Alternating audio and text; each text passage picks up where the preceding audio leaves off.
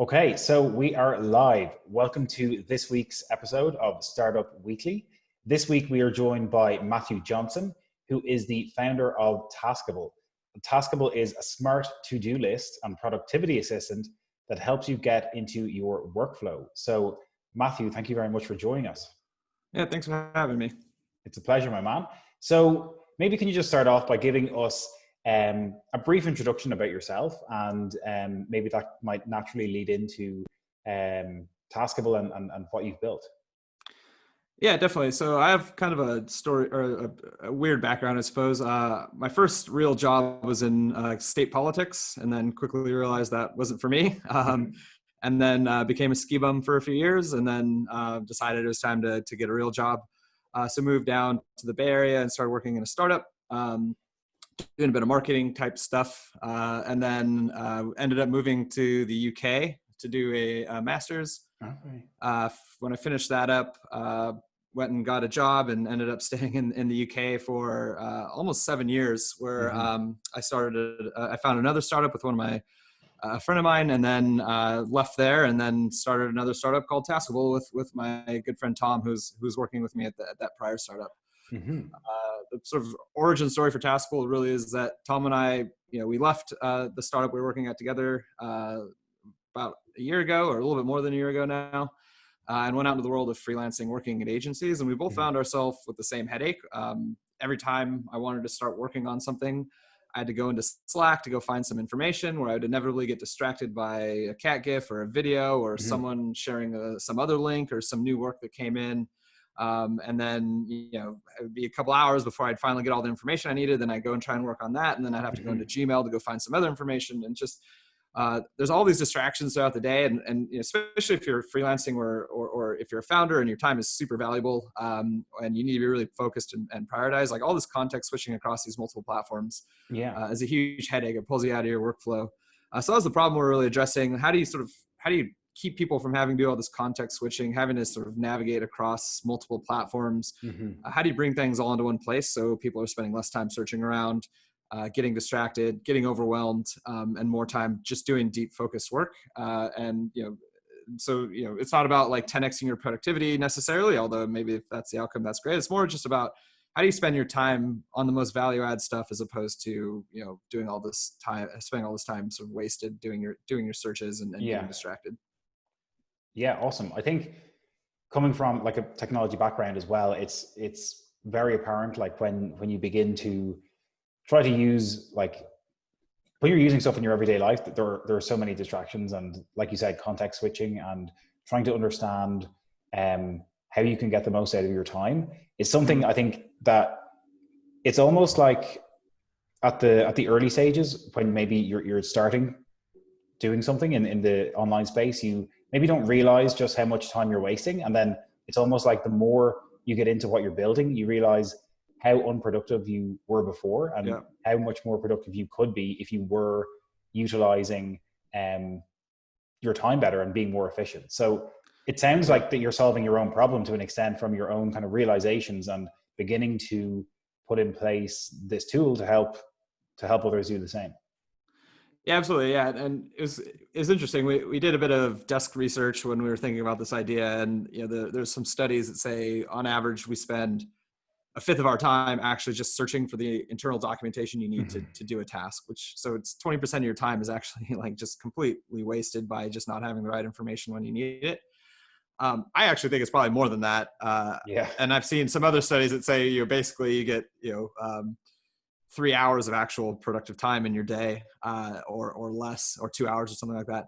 So there's this huge amount of time wasted. And definitely, like you said, it's solving our own problem, which I've tried to solve. The last startup I've worked on wasn't necessarily solving my own problem, which makes it hard to build a product. For us, the nice thing is when we think about the target user, we don't have to pretend or put ourselves into their shoes, because we're in those shoes already. So solving your own problem, building a product for yourself, it's super fun, because you just every day you get to use it, and you ship a new feature and you see how it works, and you kind of get a sense for how it works really quickly. And so, yeah, so we get to trust our gut a bit more too on what we're shipping and what we're focused on. So I mean, if you can work on a problem that you have, I think it just makes it a lot more straightforward in terms of how do you actually solve that problem and really sort of fully understanding that problem. Yeah, for sure. So I guess this kind of plays into, I guess, you trying to figure out who your ideal customer is and getting your initial traction and market share. Because if you're figuring out your own problem, I guess you've got a better understanding of others who might have similar problems and putting yourself in a position to get in front of those people. So who then is the ideal customer for someone who should be using Taskable or could be getting the benefits of a tool like Taskable? Yeah, so our target, we started with freelancers and founders, and again, that's because we were freelancing at the time and starting this on the side, and so we were both those personas. We've, I think, probably more focused on founders now, and that could just be a symptom of us sort of stopping freelancing and going more full time on this and more having those sort of founder problems. And so yeah, so that's, again, like, not only is it better for us to solve our own problem, but when you talk about finding who our target user is and going out and actually getting early users, again, it's much more straightforward for us. Like, we know where our target user hangs out because that's where we hang out. It's on indie hackers, it's in these Slack communities for founders, it's on Product Hunt. It's all these places where we go there, we can share content, we can share our insights on how we're going about building our business and our product. And if you can sort of help other people solve a problem, even if it's not related to your product. So for instance, today we just we're applying for Techstars, and it was a huge pain to do the Techstars application because you have to fill out a web form, and then obviously before you fill out an application, you want to share it around and get some input. And so, I mean, I'm sure what everyone else is doing, like I did, was you pull that out and put it into a Google Doc. So you can then sort of edit it and share it. And so I just thought, this is probably pretty useful for other people. And so I just created that template of the Techstars application, and like, that's a piece of content. It's not necessarily related to exactly what Taskable is doing, but it's solving a problem for our target user. And we've gotten a bunch of signups from that today. So, so for us, it's, we're basically going about our day, trying to find users, trying to figure out the problems we're trying to solve. And then from that, that's where we're finding our target users. That's where we're figuring out more problems and understanding more about the problem we are trying to solve. Yeah, for sure. So I guess that plays into, I guess, how you've gone about growing from starting Taskable until now. But how do you figure out what's resonating and what's not with people? Because I think a lot of people struggle getting that early bit of traction, maybe because they can't figure out or decipher what exactly people are looking for. And I think that's probably one of the hardest parts is getting that sweet spot. And there's so much stuff that you're probably putting out that maybe doesn't resonate. And I think it's kind of a constant process to figure out what is resonating most and how do you capture the value from that then? Yeah. So are you talking in terms of the product itself or like in terms of like content and growth? I think a bit of both maybe, because I mean, the product itself is probably, I'm guessing it's probably evolved from the inception point to be a more robust offering now. And maybe some of the content plays into that as well. Yeah, definitely. So in terms of the product, we've been really deliberate about who we onboard. Maybe not who we onboard, but we're really deliberate in making sure that the people we onboard, because we're in closed beta now, so we're not just letting anyone sort of sign up and self-serve on board. So we still do, we make sure that it's people that really want to use the product, and we're really focused on who we're marketing to and who we're trying to sign up. And we still do a guided onboard. So I do a video call with almost every single person who signs up and starts using the product. And so that's great for a variety of reasons. One is you build a bit of a personal relationship with someone. They're more likely, at an early stage when the product's certainly not polished yet, to give you the benefit of the doubt and to work with you and to give you good feedback. So for us, that's been super useful. You also get to see them. We do a screen share, so we get to watch them as they use the product. You see what they click on. You see the things that they get really excited about. You like literally hear them say "aha," like, so you get that aha moment, like you're not having to guess what it is. And so I think that's super useful. So I mean, if you can, I would always suggest anytime I work on another product in the future, if I do, I would do it again, because it for me is just that sort of hands-on, hand holding, walking people through using your product, really seeing them use it. There's just something really sort of magical about that. And I've made friends. I've made a ton of like really good contacts from that, and people that we've done co-marketing campaigns with and stuff like that. So it's been super useful for a variety of reasons. So that's one way. And I think just making sure that you're constantly following up with users. We have intercom on the site so we can chat with them. We have a feature request board. Our friends at Acute, we use their product, and it's a really great product, and people lob things in there and they upvote, and we're just constantly talking to people, doing user interviews as much as possible. So right now we're not in sort of growth mode. We're really we need enough people using the product to get really good data, and we're talking to them as much as they'll let us, and people have been super generous with their time. So I mean, if one day if we are successful, it'll be because of our early beta testers. In terms of content, deciding what resonates, the biggest hack I've come up with, and it completely changed how I've done content marketing, is to do, and I thought I like coined this term, and I did not, but to do minimum viable content, and think of content as you would any other startup idea. Yeah. And the idea is like spend time in communities, see the questions your target audience is asking about. So for example, we launched, Tom and I, our last startup, we launched on Product Hunt. And so I had some experience launching on Product Hunt, and we were relatively successful. And so I had some insights to share, and I would constantly see people in Startup School Forum and Indie Hackers and elsewhere saying, what are your top tips for launching on Product Hunt? And so I would constantly be answering that question with like, oh, here's like the 5 or 6 things you need to think about. And then I would just copy and paste that over and over again into different forums. I was like, why haven't I turned this in? This is a blog post, or this is, and actually we turned it into a checklist template that we can import into your Taskable account. And so that sort of sparked it for me. It's like, this is the right way to do content, to see the questions people are struggling with in the forums where your target user hangs out, or where, if they're asking it on Twitter or wherever they are.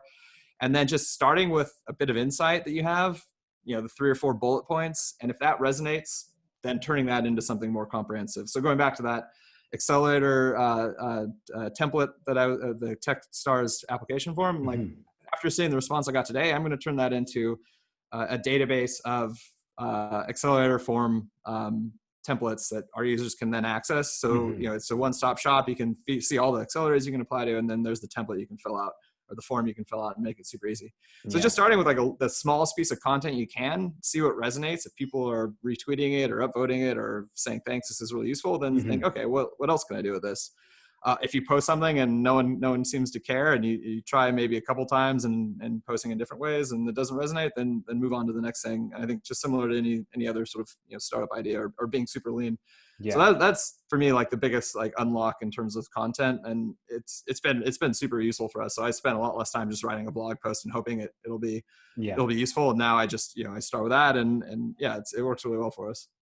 Sweet. Yeah, I think that's very much in line with the lean startup concept in general, and I think it's a great way, I think, for founders to approach it. And I love your idea of minimum viable content, because time is of the essence, I think, for a lot of people trying to build things. And I think personally that content is such a huge play that a lot of software engineers or people who are developing SaaS products miss out on a lot of the time. And I think having something like a minimum viable content model would be a great way for them to just get something out, and have a base of content for their SaaS product to go hand in hand with it, Yeah, and I think the common problem I think people have is that they're not sure whether or not what they're writing is interesting or useful or not. If you've already put something out in the world and you get good feedback on it, it just gives you that extra motivation.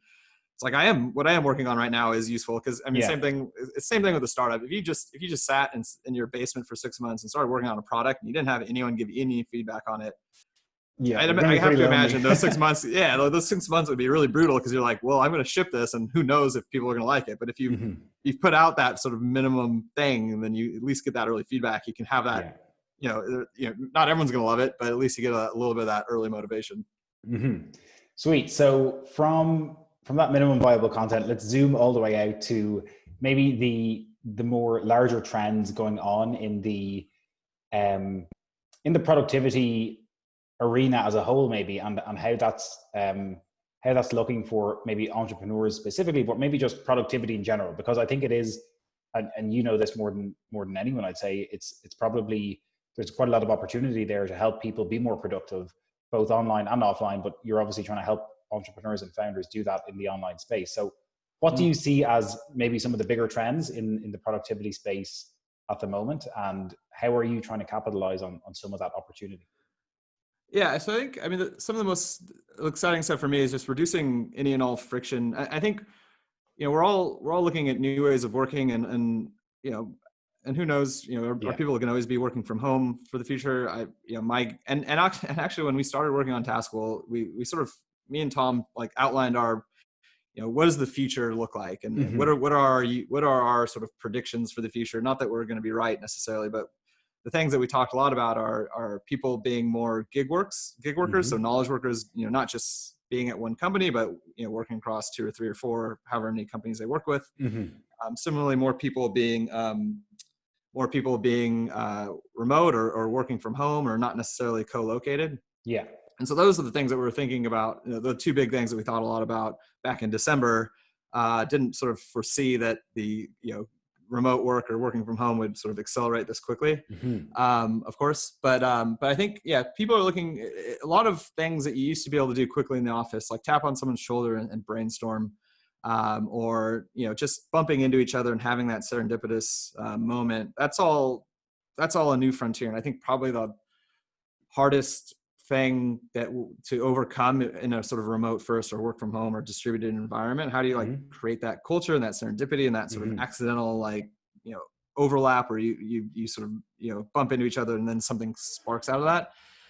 So I think, so for that, I think that's one side of it. I think there's a lot of tools, and then actually in our recent Pioneer live stream, there's Work from Homeland, which is a sort of a video call where it's trying to recreate the physicality of being in the office together, and they have these little islands, and you can sort of go to these different islands and connect with your team.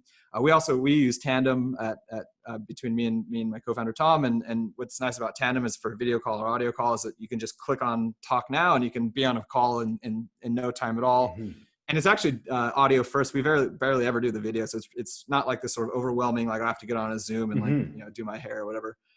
So I think that sort of I think for me, that's a really interesting space. I think also, going back to that, like reducing friction side of things, I think is super important. And so that's where we sort of find ourselves. How do you reduce friction? So you have products like, Command-E, for instance, which is sort of a search engine for, it's solving a similar problem to us, but coming from sort of a search engine side of things. So you can quickly search for things. We're more around sort of how do you, what's all the information you need when you're doing a specific action. But I think, having that sort of that reduced friction, be able to find all the information you need when you need it. And that's where we're finding ourselves. I think those are the main things. Like, I think also, I'd say, the friction thing's a huge one. Creating that serendipity. So how does that play into the product then, I guess, and how you think about maybe making, does it play into you thinking about, okay, what features can we add to Taskable to capitalize on this, or is it more just maybe playing into the overall vision, like you mentioned, in the long run? Yeah, that's a good question. I think at this stage, a lot of it plays into the vision. We can't ship the perfect thing right away, and so we kind of ship the quickest thing. We ship something as quick as we can and get the feedback, and then and actually now we're at this sort of stage where we're well beyond our MVP, and we're moving into a full sort of opening up the beta and launching and doing paid plans and sort of saying, okay, here's the product, and being a bit more noisy about it. And so now we're at the stage we're kind of looking at, okay, where are the frictions in our product, for example? And there are a lot. We don't have, it's not, there's a lot of clicks to do certain actions, and we don't have a desktop app, so you have to then you have to open up app.tasklehq.com and then go and do all the actions in there. So we're thinking a lot about how do you actually reduce all those friction points, and looking at the product we have and saying, okay, how do we make it more intuitive? How do we make it faster? How do we sort of start to achieve some of the vision that we're trying to achieve, which is a very intuitive, fast product that thinks as quickly as you do. And so we're not there yet, but but we are now at sort of a point in the product life cycle where we've gotten to a point where we're really happy with it. And now we can make it even better by sort of going back and seeing where are the friction points, where are the places that people are dropping off. How do we make it more? How do we really do help you get into that flow of work, and where are the places that there are distractions that we're creating for you? So yeah, I think it's definitely the sort of the vision is there. You're not going to get to that vision right away, but now we are in that sort of, taking it step by step, I guess. Yeah, sweet. So you mentioned just there about helping people get into the flow of their work, and I think it's great to get to that point. I think for anyone who's building things, creating things, working on things, it's always a great feeling to get into a flow of creation. And I think one thing that maybe entrepreneurs and founders struggle with a good bit is having things that just crop up throughout the day that are otherwise not anticipated, whether it's a client call, whether it's putting out a fire of some sort. There's so many things that come up that people don't anticipate. So I guess how do you think about that in the context of the tool that you're building? And because you're kind of going after entrepreneurs and founders as well. So I'm just kind of interested to hear what you think or how you position it like that, Yeah. So I would argue that there are less fires that need to be put out than most people assume. I think we are the problem, and one of the problems we're trying to solve is I think that modern tools make things seem more pressing than they really are. The Slack notification with someone saying, I need this thing, your inbox having a million emails in it, your product manager, or your project management tools having, push notifications on your phone and sending you emails, and all these things make things seem more important in the moment. And the thing at the top of your inbox seems the most important right at that moment, but you're not seeing that in the context of the other 100 things that you need to get done. And so for us, and a part of that problem of context switching and disaggregation is that all the information you need, all the things you need to get done are living in 10 different software tools or however many that you're using. And so you see that thing in your inbox, but you don't see also that thing in your project management tool. You don't see that thing in Slack. And so when you see that, and without that other context, you think this is the most important thing. I need to spend all my time on this. So for us, the idea of being able to push everything into one place lets you, first of all, it means that you don't have to action things right away. That they're going to get from, someone sends you something in Slack and says, hey, you need to do this now. And I can say, or you need to get this thing done. And I say, okay, great. I'll get to it. I've closed the loop on this. I've pushed it to Taskable. I'll get to it because now it's in my workflow. Yeah. So that's one element of it. So being able to sort of close the loop, get things written down, have them in your single source of truth, but then being able to see that single view, that single list, that your sort of master list of all the things that I need to do. And so then you can start to put things into better context. And that's what we're really trying to help with. So one feature that we have is we have an inbox, basically. So you push everything from Slack, from Gmail, from Asana, through the Chrome extension, wherever it comes from, it goes into this inbox. And what I tell people when I onboard them, and we'll try to make this more of a feature of the product, is I avoid looking at that inbox until the next morning. Because when I look at it the next morning, I can put that into the context of the 100 other things I need to do. And then I can order that. And we have ways that you can set effort and impact. And we try to sort of nudge things up the top of your list that are the most important for you. And so having that sort of day of reflection to say, I'm not going to just action this because it's the thing at the top. I'm going to look at it the next morning, and I'm going to look at it in the context of the 100 other things I need to get done. It's super powerful, actually, to just say, okay. And it's also kind of a relief. Like, I don't need to, don't get me wrong. There's fires that come in throughout the day. Like, the website's down, you got to go fix the website, or there's your high value client. I think you're right, because it comes back to the distraction element we spoke about at the start. There's a huge amount of distractions, and the way that a lot of modern apps are built are to grab your focus the moment you look at the screen. So yeah. Sorry, I interrupted. Yeah. No. That's exactly right. Like, I think that's the product we're trying to build is like, and one of the most requested features we have is notifications. And I kind of get that, but we've done everything we can to avoid building email notifications or because we don't want this to be a place where you go and then you're just constantly getting reminded of all the million things you need to do. We want this place to be a place where you go and you think, here's the most important thing I can be working on right now. I'm going to ignore everything else. I'm going to get this done. if an emergency comes up, it'll come up and I'll deal with it then. But this is what I'm more focused on now because this is the most important thing I can be working on. Mm-hmm. Yeah, I think it's a great way to approach it, I think. And I guess this kind of leads me on to my next question of thinking about problem solving for people who are doing, I don't know, maybe work that involves a lot of mental bandwidth to figure things out.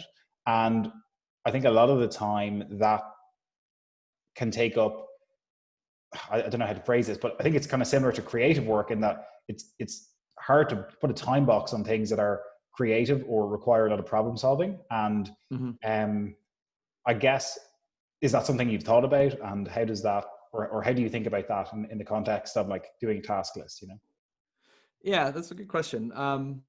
Yeah, because I think there's a lot of, and again, this is a common feature request. And it's actually something we're working on, is how do you plan not only your day, but your week or your month, or even, or even your year, or, and planning on a daily basis is much different than planning on a yearly basis. In a year, you're thinking about the goals you want to achieve or where you want to be. On the day-to-day basis, you're trying to think about, here's the 5 or 6 things I just need to get done today. And hopefully those align with those goals that you have for the year.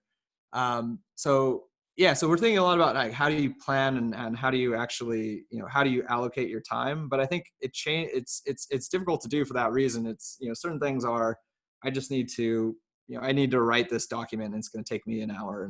But the other thing is like, I want to wireframe out this new feature, and that could take me 5 minutes if it just flows, or it could take me 5 hours or 5 days if we really start to like uncover new things as we're going through that.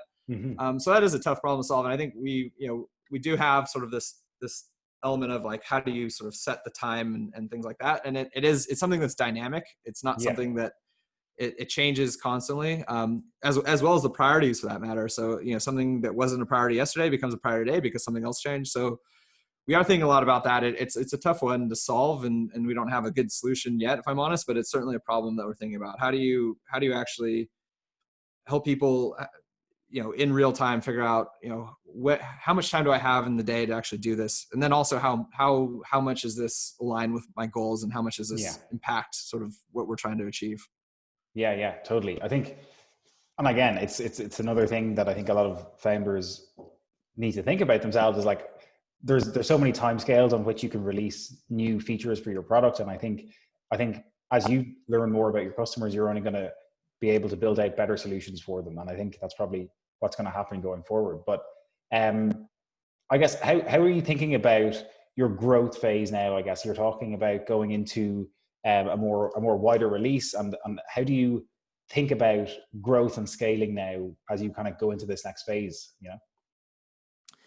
Yeah, that's a good question. I think we're in the near term, it's a matter, you can obviously see the time you spend working on that side of the things versus like right now, for instance, we've had we're in fundraising mode, and so that just sort of takes away your focus on that side of things. And also, we're not necessarily in that growth mode yet, because we have a bunch of people using the product, we're getting good data, but after, in a few weeks, we'll need to go back into that sort of growth mode.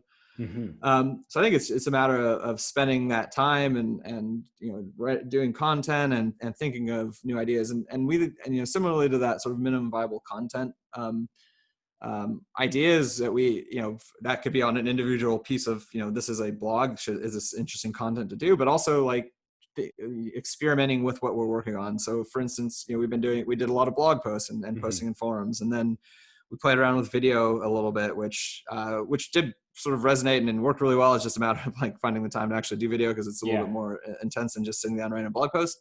Playing around with the podcast idea, playing around with these little template checklist launches and stuff like that. So we really think about a lot about not only like what specific content's resonating, but like what content ideas and sort of what growth strategies are resonating, and doing a lot of experimenting with that.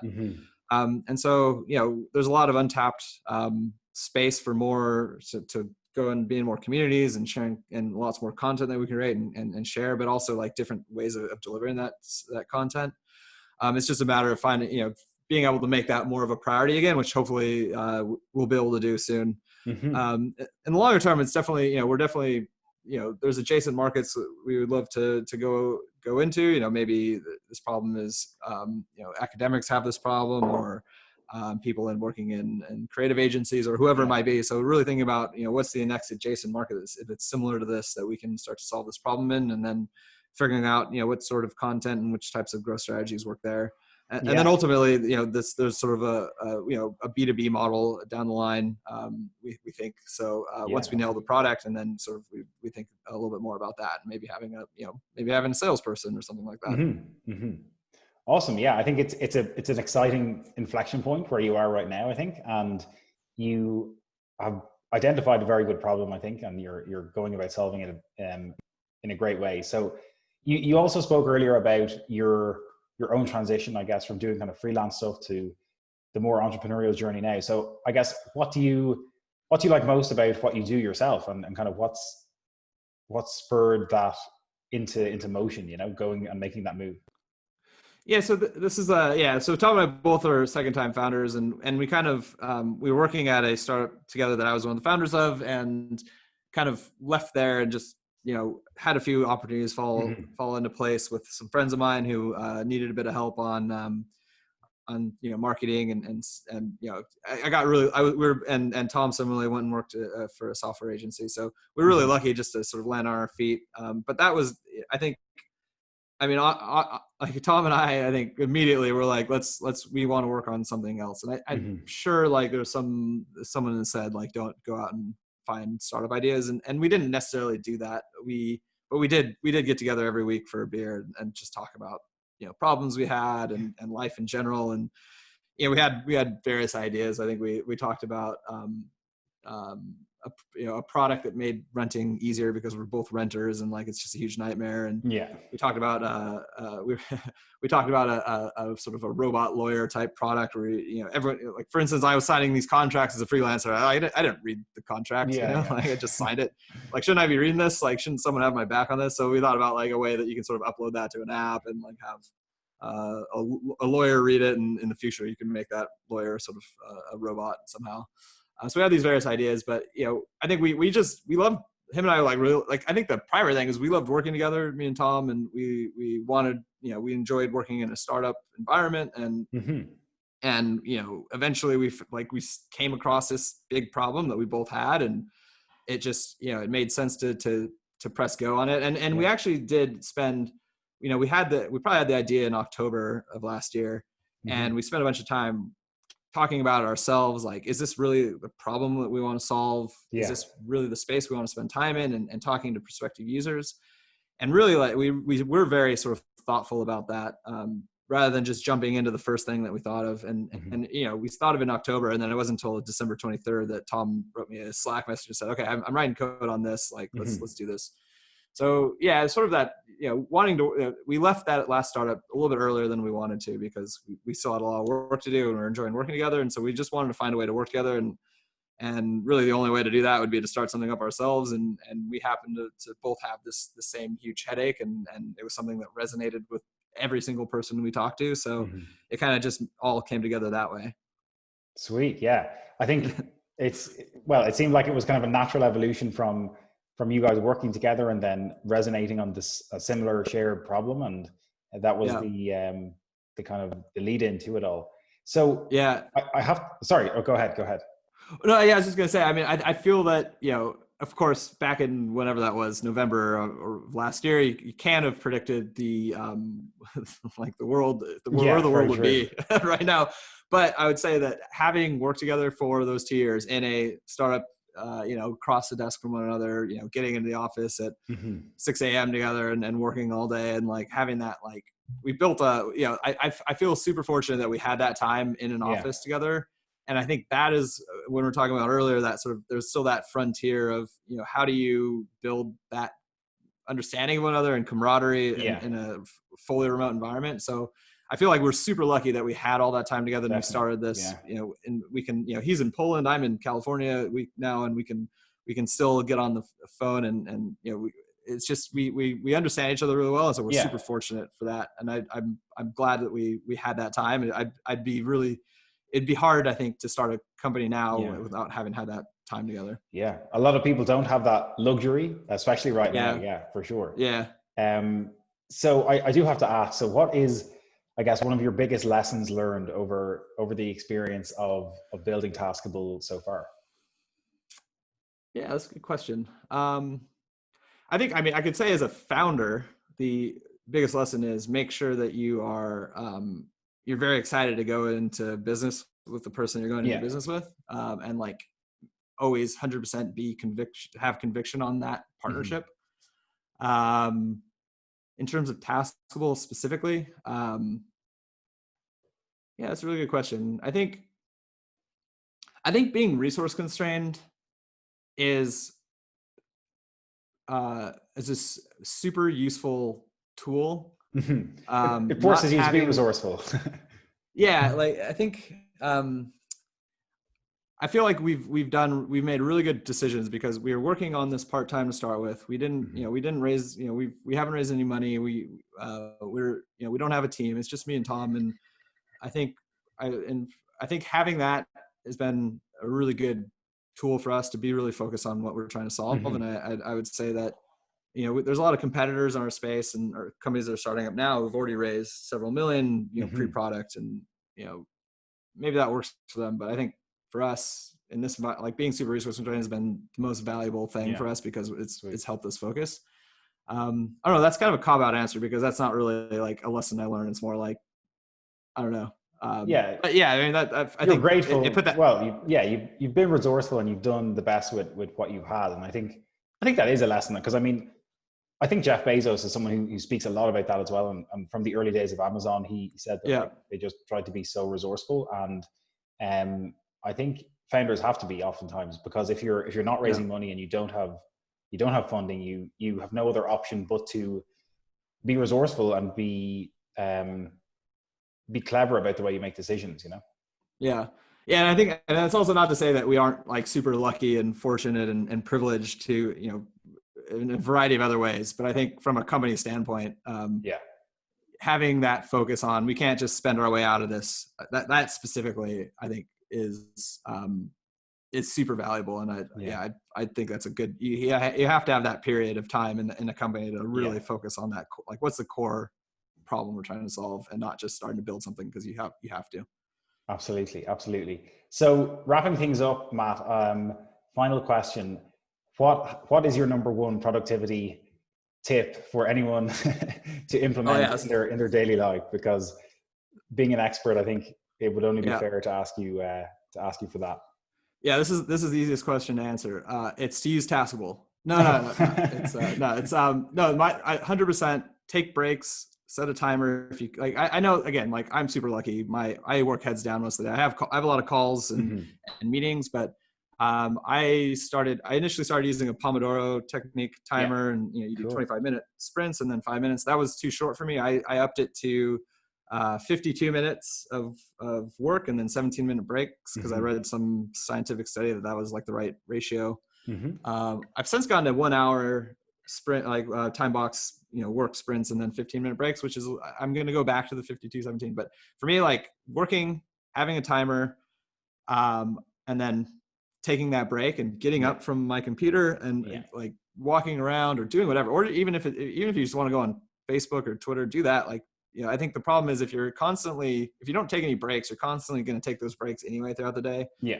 So just take time box that break for yourself and make sure that you get that time away from what you're doing, and then you come back refreshed. And I think that for me is 100% game changer, and how what the greatest source of my productivity apart from using Taskable, of course.